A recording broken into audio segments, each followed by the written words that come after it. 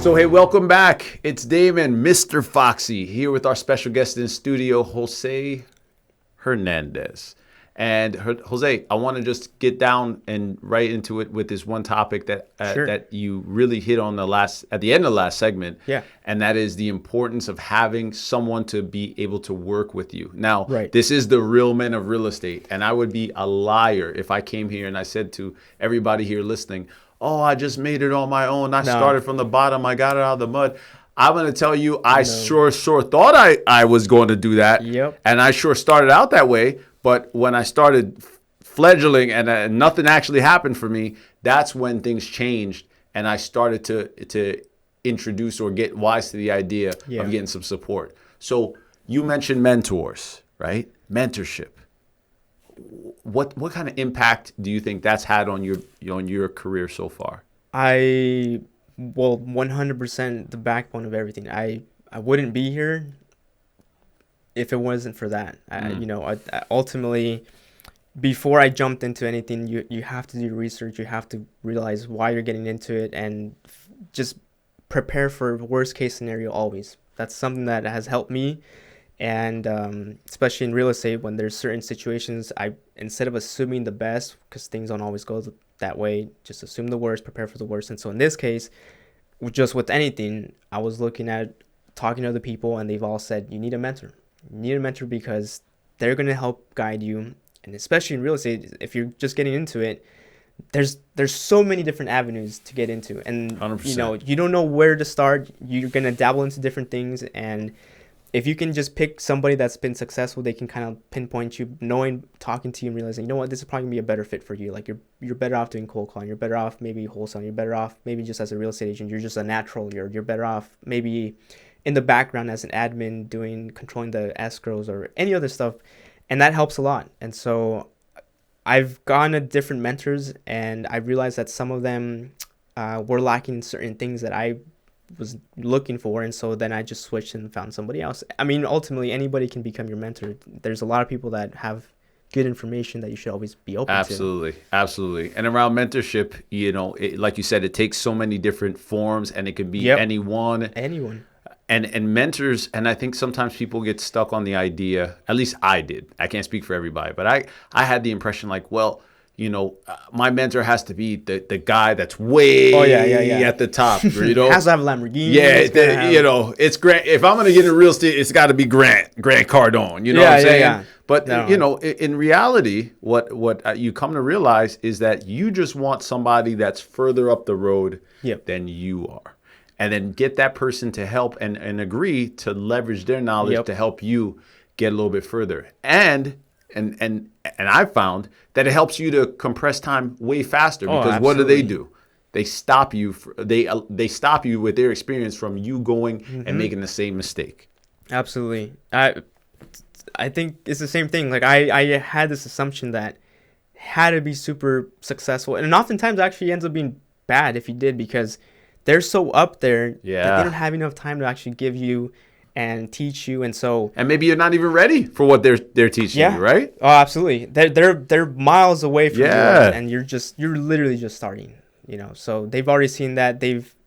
Everybody values your time, and anybody in business knows that. And so when they're that high up, they look at you and they're like, honestly, just my time is more valuable in doing other things and making me money than essentially putting all that aside and teaching you what you might not even actually be wanting to do. Sure. And one thing about being able to see you from the outside looking in, personally, I know that you've definitely taken some advice, because you started from almost no presence online and social media, just all personal. Pretty much. And you just ramped up and then started really putting together, some clever for a real estate agent in this market, like you know what it is. It's usually just posting houses, open houses. How many doors and windows and pictures of the bedroom can you see? But you're doing stuff that's clever. interesting. Like, what's your Instagram handle? I know you're on IG. What's that? Yeah, so it's Jose_sells real estate. Right. Definitely gonna be a bunch of Jose's there, but you'll find it. Right. Stands out. There's a few Jose Hernandez. There's a few. Right. But just even that, man, just going and messing around on your Instagram, Facebook, all that, it's just really, really cool, man. I think that stuff is great. It's the new thing. It's the new marketing. That's something that people can actually see, and they can interact with you and see the real side of you. And so that's something that I took personally, where I realized I was annoyed seeing other real estate agents just post the same stuff. I just sold this, or we just purchased this, or doors and windows and homes, and and there was nothing really tangible there that was showing me who that person about is. Them, right? And so I decided kind of going with the approach of still showing and reminding people that I'm in real estate, but at the same time, just the stuff that I like to do. There's a restaurant here in the county in which I love. I pretty much go once a week, and I was like, you know what, this is a torta, it's like a sandwich. I'm about to show this and show it off and be like, come support, come buy this. Like it's really good. And so I care more and value about what people see me as a real person, because they don't want to work with me and see me as who I am, then I don't want to work with them either. You want to have people that are like-minded and that want you, versus you trying to fit into something that you're truly not. Yeah. And so attract the business you want and attract the people around you. Yeah, for sure. And that's, bro, I will tell you from experience, that's been just the best thing about social media. Anybody that knows me knows that I have my pluses and minuses, right? Maybe everybody does. But I think the one thing that we can take away from social media is that it gives us an opportunity to connect at a different level if we use it right. And who doesn't want to know about the guy that's in their market that is young, ambitious, he wants to work, he wants the business, and they know where to find him at any given time. At that restaurant. Right? At the restaurant getting tortas, right? Yeah, don't find me there. Right? And in addition to that, right, here's the crazy thing. With the touch of a button, they can just send you a message. Right. And if they're just scrolling around, just messing around, here you go. Bing, bing, bing, every time you post something. And you talk about marketing, right? It's free marketing. Right. How can here's my next question. How can anyone be in real estate? How can you fail in real estate in 2013? That's like a reverse question, right? But like, how can someone mess this thing up in 2013? 23. I was going to say 2013. Yeah, they got to get a time machine, right? Different time, but you really can't if you just don't put yourself out there. I mean, that's how you'll fail. No one's going to know about you. No one's going to come to you. This is not a brick and mortar business where you just go in 9 to 5 and say, hey, like, I want to make an appointment. Like, you have to, it's a business. Yeah. You're starting from scratch, and that's something I quickly realized. This is my own business. I have to go and make my own hours, get my own business, attract the business, and try to make it stick. And so by doing that, I mean, essentially, you just got to post videos. You got to post things that you like, educational videos. It could be about anything, essentially, and make it a little bit entertaining. Keep it real. Just show different things. Don't just show the stuff that you can find on something else, or if you keep scrolling on the page. Like, it's just, I see that all the time. Yeah. So.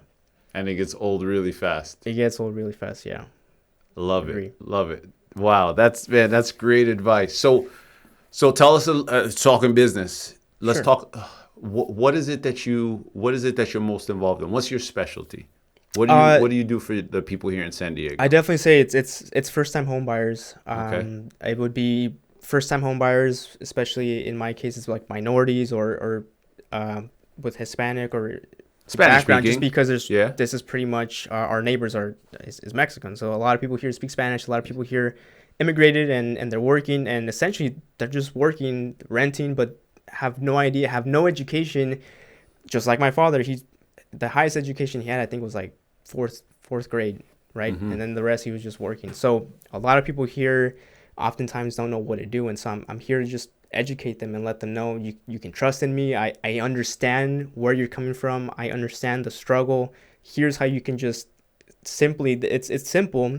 Purchase a property. Here are the steps. This is what you got to do to prepare, and we can get you home. Of course, things are a little bit difficult situational wise, but it can happen if you really want to. Sure. I would agree. Things are different now. Yeah. But you know what my mom always used to say, that, you know, if there's a will, there's a Absolutely, way, yeah, right? for sure. That's the oldest cliche, but it's so true. If you fix still human beings, if we fix on something that we actually want, you would be surprised 100%. how many things show up and how you get into making action happen just like that. So that's powerful. Good advice. So you're working mostly with first-time home buyers. Yeah.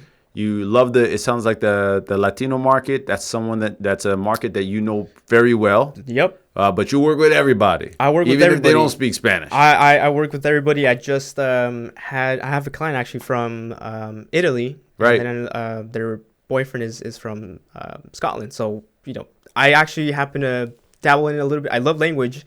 I know a little bit of German. So to me, just language and just always being open-minded, I love working with a lot of people. You learn a lot. It's a different world, and that's something I kind of wanted to show you. You know, taking you to Mexico. It's a different way of living, and something that you can take back home and find some stuff that you can appreciate. Absolutely. Well, that's great. Yeah.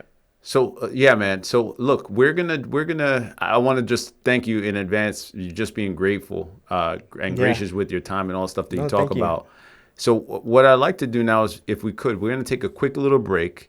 And on the next segment, what I want you to do for everybody is just tell them, you know, you're kind of like your crystal clear couple of like 3 things that you can take back and share with them that they can put into, because this market's changing. Yeah, you know, this market's changing. And I know some people are listening for what advice you could give. So we're going to just take a quick break now, and we'll come back and we'll jump right in.